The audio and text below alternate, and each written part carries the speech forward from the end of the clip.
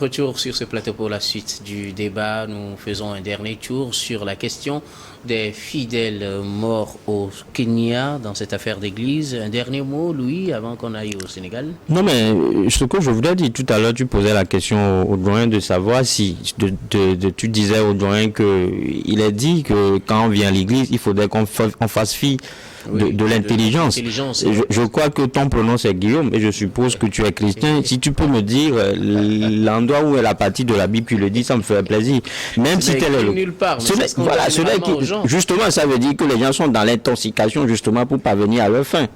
Il ne dit nulle part que quand vous venez à l'église, vous devez remettre en cause votre coefficient intellectuel. Non, même si c'est le cas, je pense qu'on doit user du bon sens. C'est-à-dire que le bon sens, si vous avez le bon sens, vous ne pouvez pas accepter que vous devez jeûner. Le jeûne, c'est vrai que la Bible recommande la Bible, mais pas justement à ces fins-là. Vous jeûnez justement pour avoir, quand vous demandez quelque chose à Dieu de concret. Ça, c'est un exemple parmi tant d'autres que je donne comme ça. Et parce que là, nous sortons justement d'un jeûne de 40 jours pour les jeûnes pascal, en fait, à l'Église catholique. Donc, vous allez voir que c'est tout un programme. C'est-à-dire que c'est une démarche. C'est un principe de l'Église catholique. Nous, on n'est pas allé dans la forêt. C'est vrai que Jésus était dans le désert. Jésus, lui, il était dans le désert, mais étant un esprit, on ne peut pas le suivre comme ça bêtement. Donc, la foi ne nous recommande pas l'abaissement de l'être humain. La foi ne nous recommande pas la chosification de l'être humain. Donc c'est pour ça je dis, c'est-à-dire que comme on le disait, c'est la faute aux autorités kenyanes, parce que tout à l'heure en off, quelqu'un disait que les églises aussi renforcent le pouvoir en Afrique. C'était beaucoup de présidents sauf sur les hommes religieux qu'on considère comme des demi-dieux. Vous allez justement constater ce qui s'est passé tout récemment au Togo en 2020, où les gens sont obligés de voter un candidat parce qu'il y a un prélat qui est monté au créneau et qui a dit que dans la vision, il a vu que c'est lui l'homme de la situation. Donc c'est une situation générale en réalité. Donc c'est ce qui se passe peut-être au Kenya, et qu'à un moment, depuis longtemps, le gouvernement a justement fermé les yeux sur la prolifération des églises parce que quelque part ça arrangeait les hommes politiques. Oui, ça les arrangeait, parce que je le disais tout à l'heure qu'en Afrique, naturellement, les hommes de Dieu sont considérés comme des demi-dieux. Ils ne sont pas contredits. On vous dira que ce sont des autorités et que quand vous critiquez un homme de Dieu, c'est Jésus, c'est Dieu que vous critiquez. Tout cela, donc, c'est fou. Ça, vous allez voir que dans les églises, des pasteurs vont demander aux fidèles de s'asseoir, ils vont même les fesser parce qu'ils ont commis un péché. Voilà. Okay, merci. Et Louis, Samir, vous voulez ajouter quelque chose? Oui, moi je voudrais dire tout simplement que quand vous regardez un peu dans les Saintes Écritures, que ce soit dans le christianisme ou en islam, vous savez, le jeûne, il a été bien décrit. Il est encadré. Dieu lui-même l'a dit. Nous devons jeûner à la limite de nos moyens, de nos forces physiques et tout. Et ça veut dire que physiquement, tout le monde ne peut pas jeûner. Exactement. C'est-à-dire que quand tu as peut-être une certaine maladie, tu développes certains symptômes, tu ne peux pas développer. Et Dieu même a prévu ces situations où, lorsque tu as de ce genre de carence, tu as ce genre de problème, tu es comment je vais dire ça, tu n'es pas obligé de jeûner, et cela ne porte pas atteinte au degré de ta croyance ou à ta foi au niveau de ta religion. La deuxième chose, le deuxième élément que je voudrais avancer, c'est que quand vous regardez un peu nos territoires, vous vous rendrez compte que même s'il y a un contrôle, même s'il y a une structure qui s'occupe de voir quelles sont les conditions dans lesquelles les gens créent des églises, quel est le profil des gens qui se disent pasteurs, vous vous rendrez compte que, l'autorité en place est limitée dans son action, par faute de moyens techniques et des fois par faute de moyens financiers. Aujourd'hui, nous avons un territoire de 56 600 km², donc c'est vraiment un petit pays. Mais vous vous rendrez compte que la direction du culte n'est qu'à Lomé. Même si dans certaines préfectures, peut-être, ils ont des répondants, mais ils n'ont pas véritablement les moyens pour aller partout. Alors que vous voyez, quand vous voyez un peu le Kenya dans les autres pays, vous vous rendrez compte que ces gens-là vont dans les villages les plus reculés, dans les hameaux où d'abord il n'y a pas d'électricité. Souvent même dans certaines localités, il y a manque de représentativité de l'État. Donc il y a tous ces éléments-là qui jouent et qui font que les conditions sont réunies pour que ces gens-là perpètrent leur crime et tout ça là. Donc je pense que dans nos pays, nous n'avons pas besoin d'avoir 4 000, 5 000, 6 000 églises. Au nom de la liberté religieuse, je trouve que c'est ahurissant de constater qu'à ce 21e siècle, notre préoccupation majeure, c'est de créer et de multiplier les églises, c'est de veiller dans les églises en disant que Dieu va faire tout à notre place, mais Dieu ne le fera pas à notre place. Dieu lui-même l'a dit, nous mangerons à la sueur de notre front. Si tu ne sors pas pour aller chercher du travail, si tu ne sors pas pour aller chercher de la connaissance, tu ne trouveras pas à manger. Si tu ne respectes pas les prescriptions qui ont été édictées dans les Saintes Écritures pour rencontrer le Seigneur, c'est-à-dire que quel que soit ce que tu feras, tu ne rencontreras pas le Seigneur parce que tu n'as pas été conformiste par rapport à ce qui est écrit dans la Bible que tout le monde doit suivre. Ce n'est pas en suivant un pasteur, un individu comme ça, mal intentionné dans la plupart des cas, ce n'est pas en suivant un pasteur qui est à la recherche du gain, parce que lui il cherche de l'argent, il veut surfer sur ta naïveté, sur ton esprit faible. Ce n'est pas en donnant ta vie, ton corps à un pasteur que tu vas parvenir à un degré de jouissance sur cette terre, à un degré de spiritualité. Non, c'est en te mettant au travail, c'est en te mettant en prière de façon constante, en mettant en valeur toutes tes capacités de pouvoir servir l'Éternel. C'est vraiment déplorable que nous soyons dans des pays comme ça où on constate que les gens ont véritablement abandonné leur capacité d'être humain, parce que l'être humain est le seul être à qui Dieu a donné cette capacité-là de réflexion, de pouvoir distinguer ce qui est bien de ce qui est mal et de ce qui est bien et de ce qui est mauvais. C'est seulement l'homme qui a cette capacité-là. Et quand vous voyez des gens qu'on est capable de conduire dans une forêt comme ça, bêtement comme ça, leur dire de jeûner de façon continuelle, et que c'est sur cette base-là qu'ils vont rencontrer le Seigneur, vous vous dites que véritablement l'humanité a perdu tout son sens. Merci. Moi, je dirais que la mise en place d'une équipe de surveillance et de contrôle pour contraindre les fidèles à exécuter ce qui le jeûne à long terme consiste à dire que c'est un acte prémédité. Ok, d'accord, merci. C'est un acte criminel. Et criminel à la fois. Nous espérons que les autorités kenyanes prendront toutes les dispositions qui s'imposent pour que ce genre de situation ne se répète pas sur le continent. Nous allons aller donc au Sénégal pour la suite du débat. Je reviens à vous, Samir Ourossama. L'opposant sénégalais Ousmane Sonko devrait se présenter devant les juges ce mardi pour son audience dans l'affaire de viol présumé. Il avait déjà annoncé qu'il ne collaborerait plus avec la justice dans son élan de contestation de la procédure qu'il juge viciée et qui avait peut-être une organisation qui est chargée de mettre à mal sa candidature pour l'élection présidentielle de 2024. Alors, ma question à vous, que risque Ousmane Sonko demain mardi où il devrait se présenter devant les juges? Sauf situation de dernière minute, je pense que M. Ousmane Sonko va être condamné par la justice dans cette affaire qu'il oppose à cette jeune femme-là, qu'il accuse de viol et de menaces de mort. Vous savez, vous l'avez si bien rappelé, Ousmane Sonko a crié au haut fort qu'il ne collaborera plus avec la justice qu'il accuse d'être un instrument de manipulation du président Macky Sall. Et dans la même lancée, M. Ousmane Sonko a refusé de se prononcer publiquement sur cette affaire-là. Je pense que la jeune femme lui a convié de véritablement se présenter et au niveau de cette audience-là, toute la vérité sortira. Parce que je me rappelle quand il avait organisé la conférence de presse, la jeune fille s'est dit qu'il n'organisera aucune conférence de presse, qu'il attend ce ultime moment-là, c'est-à-dire le 16 mai, pour confronter M. Ousmane Sonko sur cette affaire-là, si vraiment il a couché avec elle. Parce que par le passé, la jeune fille lui a demandé de jurer au nom du Coran s'il a eu des rapports sexuels avec elle ou pas.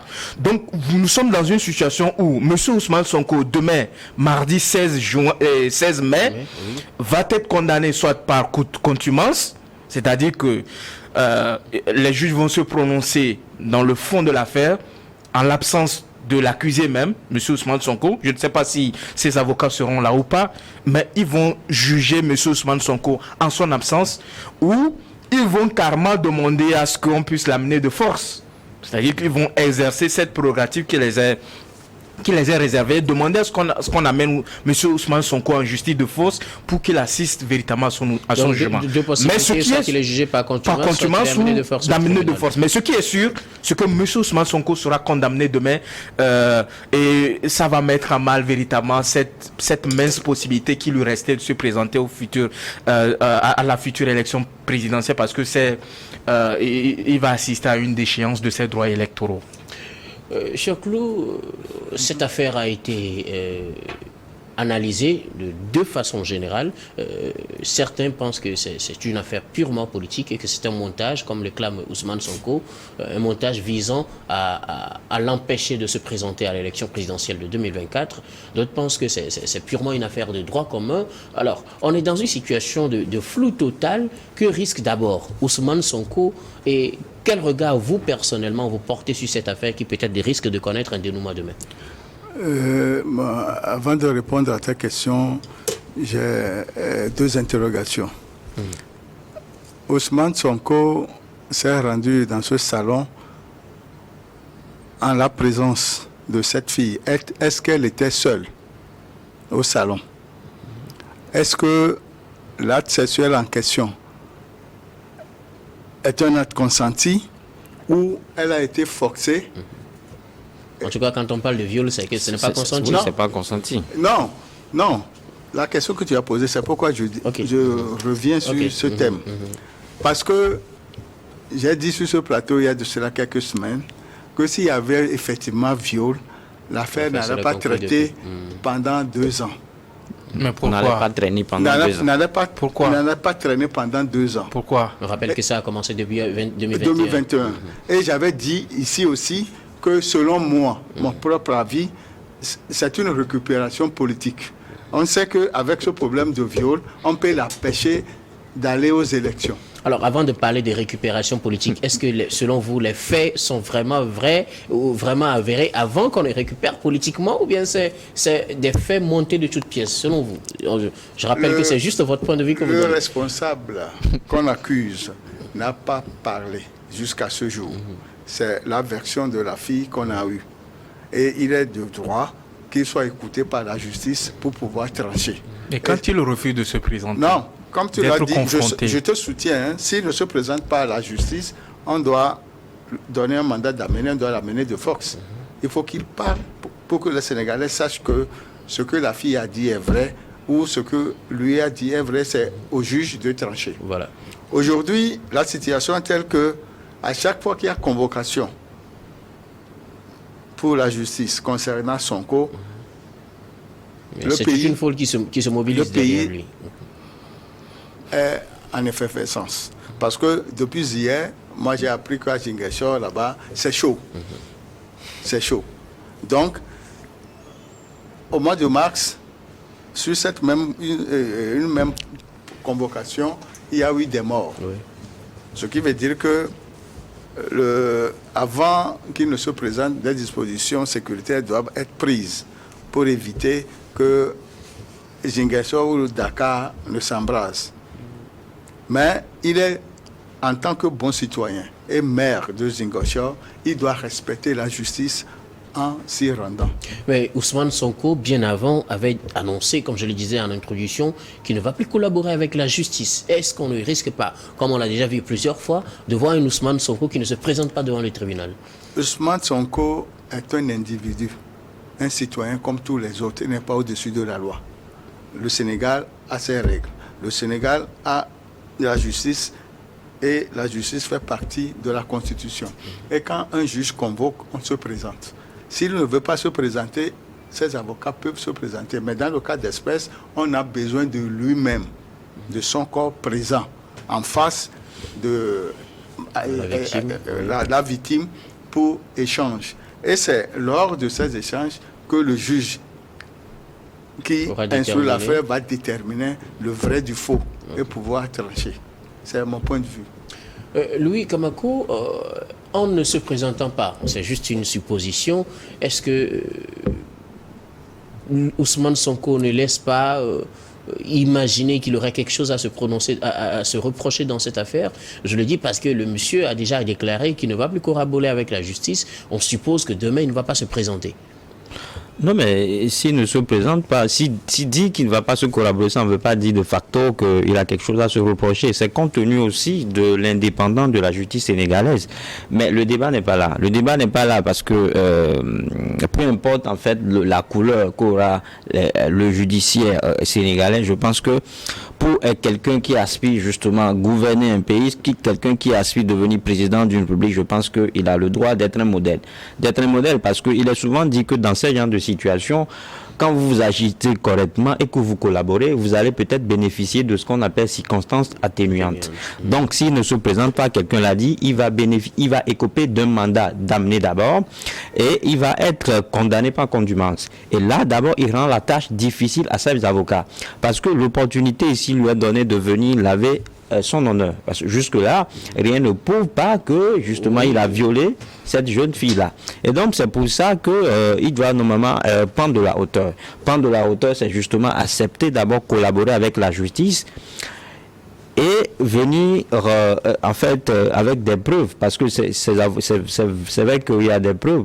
Dans ce genre de situation, c'est la parole de l'accusé contre celle de la victime. Donc c'est le moment pour Ousmane Sonko de venir justement dire à l'opinion, de présenter au peuple sénégalais qu'il n'est ni mêlé de près ni de loin à cette affaire de viol-là. Maintenant, s'il ne se présente pas, je l'ai dit tout à l'heure, il se complique la situation et il rend minime en fait sa chance de participer au prochain joute électoral.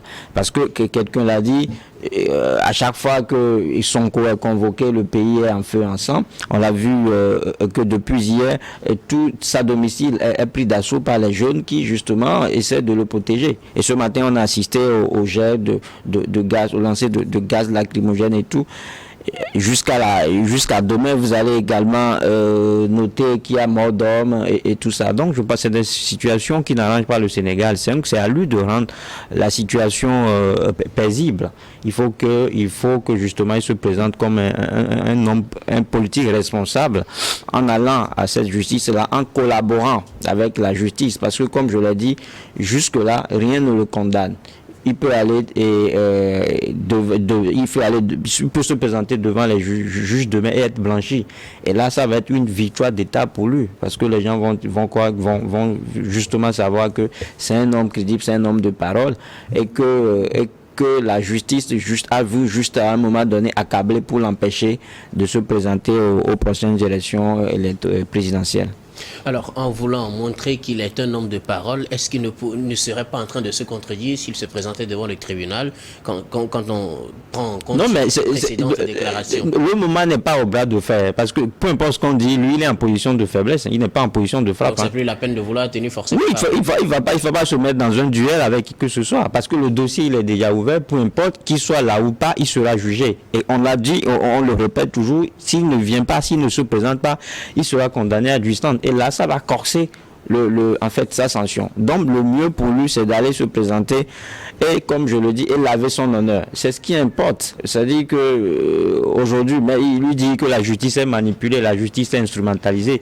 Si la justice est instrumentalisée, c'est juste parce que cette justice-là a un pouvoir derrière.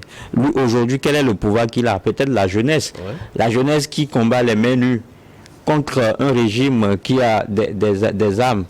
Vous voyez déjà la différence. Donc, ça veut dire que sur le plan équilibre, il y a déjà ce déséquilibre-là que Ousmane Sonko doit voir. Il ne doit pas conduire les jeunes à l'abattoir. Conduire les abattoirs, c'est de les jeter dans la gueule des policiers qui ne savent que appuyer sur la gâchette.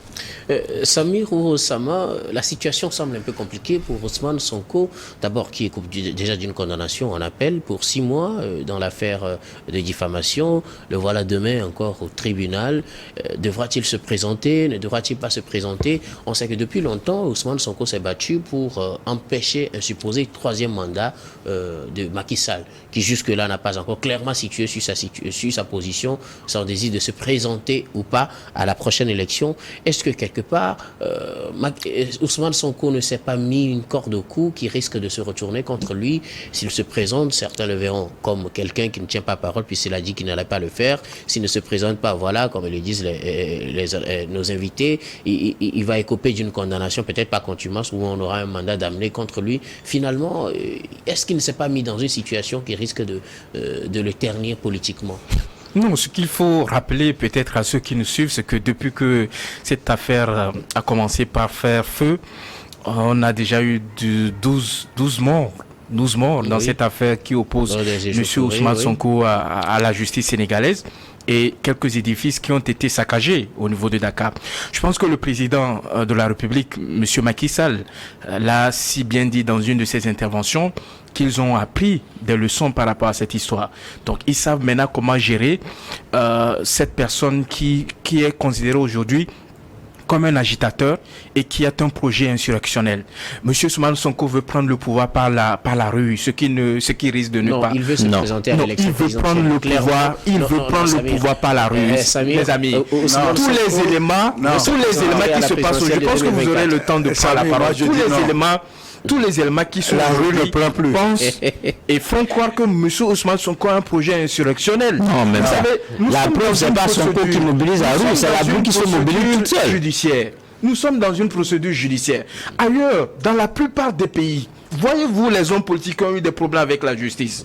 Ils ont toujours décrié qu'il y a eu toujours une main derrière. Mais ils ont toujours eu cette volonté de se présenter devant la justice. Vous avez vu? Regardez un peu ce qui se passe dans les pays africains ou en Europe. Vous allez...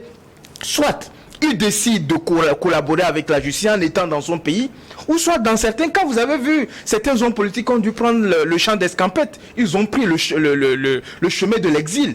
Et ils sont partis de leur pays. M. Ousmane Sonko a choisi d'être dans le pays.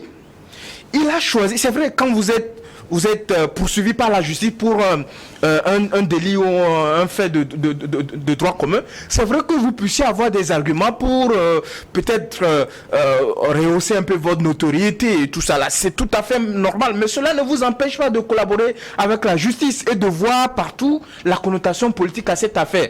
Je vous dis et je le répète, ce qui unit aujourd'hui l'opposition sénégalaise, c'est le fait que tout le monde est unanime qu'il est impossible et quasiment admissible que M. Macky Sall puisse briguer encore pour un troisième mandat. C'est ce qui est unanime au niveau de l'opposition. Quasiment inadmissible. Quasiment unanime que M. Macky Sall ne puisse se présenter pour un troisième mandat. C'est ça qui fait l'union entre l'opposition. Imaginez aujourd'hui, M. Macky Sall sort un beau matin qu'il dise qu'il ne se présente plus pour un quelconque troisième mandat. Vous pensez que toute la classe politique de l'opposition sénégalaise sera encore derrière Macky Sall, derrière Ousmane Sonko? Je ne pense pas, parce que dans cette affaire, M. Ousmane Sonko n'a jamais voulu se prononcer au fond du sujet, dans le fond. Et je me rappelle quand la date a été fixée par la justice sénégalaise, mais la victime a dit c'est l'opportunité qui est donnée à M. Ousmane Sonko de se présenter une fois de bon devant la justice, que les Sénégalais qui le soutiennent depuis le début, que les jeunes là qui ont donné leur mort pour sa vie, pour sa cause, que tout le monde soit situé si M. Ousmane Sonko est responsable des faits qu'on lui accuse d'avoir commis ou pas. Je pense que c'est-à-dire qu'en se présentant, d'abord, il fait preuve d'un homme d'État, d'un grand homme d'État, parce que lui qui est censé diriger le pays doit savoir qu'on ne doit pas avoir cette attitude-là vis-à-vis des institutions. Même s'il y a des choses que vous reprochez à ces institutions-là, vous devez faire preuve de grand homme, de grand État. Nous avons vu, comment l'appelle-t-on, Donald Trump en décriant la justice. Mais le gars, il s'est présenté à la justice. C'est un signe de respect à la justice. Il s'est présenté. Il a respecté toutes les étapes de la procédure. Donc demain, on s'attend. Il ne se présentera pas parce qu'il a déjà pris un engagement qu'il ne collaborera plus. C'est quelqu'un de principe. Il ne se présentera pas. Selon vous, il ne se présentera pas. Je vous assure, il ne se présentera pas. Merci beaucoup, Samir. Oui, Choclou. Oui, je voudrais relever à Samir que Sonko n'a jamais demander aux jeunes de voler à son secours. Mais ces actes prouvent même suffisamment qu'il est en train de vouloir mobiliser la rue. Et en dehors de ça, les déclarations politiques ont seulement des valeurs éphémères et politiques. Ce qui veut dire que, suite à cette déclaration, les conseils des uns et des autres, et surtout ceux de ses avocats, peuvent l'amener à changer d'avis et pour se présenter demain au tribunal. Donc pour vous, rien n'est perdu pour le moment. Pour Ousmane Sonko peut toujours se présenter. Ousmane Sonko peut se présenter. Et il ne serait pas en train de se contredire. Non. Il est politicien. Il est politicien. C'est pourquoi je dis les déclarations n'engagent que les politiciens. Et la politique est un jeu. Point. Mais monsieur qui organise une conférence de presse devant tout le peuple sénégalais, dans une telle situation, vous pensez qu'un beau matin il peut se lever, non, mais se présenter à la c'est-à-dire que si demain, par exemple, les avocats de Ousmane Sonko lui demandent de se présenter, je ne vois pas qu'il va refuser. En prenant cette position, vous pensez que les avocats n'étaient pas au courant de cette stratégie? Ce n'est pas une position radicale en soi. Ce n'est pas une position. Moi, je crois que c'est une guerre de communication après tout. C'est une façon, en fait, d'intimider les gens. Il prend justement de la marque en disant cela. Mais quand demain, ces avocats lui diront, mais monsieur, avant qu'on ne défende ton dossier, on a besoin de toi. On a besoin que tu viennes, en fait, toi-même t'exprimer. Je ne pense pas que il va faire la soude à l'oreille. Okay. Parce que Sonko, il sait. C'est ce qu'il dit quelque part, c'est vrai. C'est que derrière cette affaire-là, il y a une main noire, en fait. C'est-à-dire qu'il y a des gens qui sont tapis dans l'ombre. Le doyen l'a dit tout à l'heure. C'est une affaire de viol. C'est vrai qu'on parle d'une affaire de droit commun et tout, et que les gens essaient de politiser. Mais pourquoi avoir attendu autant, pourquoi ça a pris autant de temps avant que le dossier ne soit... C'est son comportement. Son comportement comment? Oui, vous n'avez pas vu l'attitude que M. Sonko a affichée depuis le début? Il refuse de se présenter, il refuse de se présenter pour les analyses et tout ça. Pourquoi est-ce que la victime a tellement gardé de silence? Pourquoi c'est au moment où Ousmane Sonko doit se préparer pour les élections qu'elle vient se plaindre? Vous savez combien de jeunes c'est ce qui fait qu'aujourd'hui les gens soutiennent qu'il y a des mains noires derrière ce dossier. Mais qu'à cela ne tienne. À dénoncer leur bourreau, les jeunes qui ont du mal à dénoncer leur bourreau, c'est pas facile. Oui, Louis. Qu'à cela ne tienne, qu'il y a des mains noires ou pas, qu'à cela ne tienne, ce qui importe aujourd'hui, c'est que Ousmane Sonko aille devant la justice, parce que c'est une institution étatique et il doit du respect à cette institution-là, parce que lui-même aspire, comme je le disais, diriger le Sénégal. Et que dès qu'il sera président un jour, si un citoyen se mettait dans cette posture de défiance, je ne pense pas que ça lui ferait plaisir. Donc c'est pour ça qu'il doit donner le bon exemple. Il faut qu'il aille devant la juridiction, prouver effectivement que cette histoire-là n'est qu'une diffamation et que on ne fait que l'accuser de tort.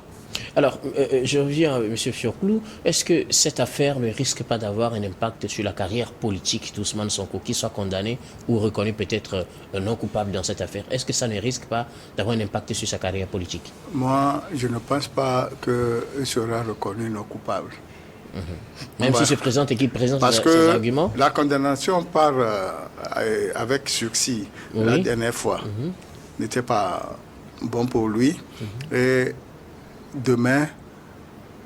Vous croyez que demain, c'est cela pour corser la mise? Pour corser la mise. Ça veut dire que tout est fait, selon moi, pour qu'on l'écarte de l'élection présidentielle. Il a été 3e à la dernière élection. En 2019. Mais cette fois-ci... Et sa cote de popularité n'a fait qu'augmenter. Et cette fois-ci, il ne sentira même pas l'odeur. Maintenant, peut-être pour la question, je pense que l'impact peut-être, c'est que s'il est arrivé que Sonko soit blanchi, je pense que ça va augmenter sa cote de popularité. Ça va augmenter. Et s'il est blanchi demain, ça va...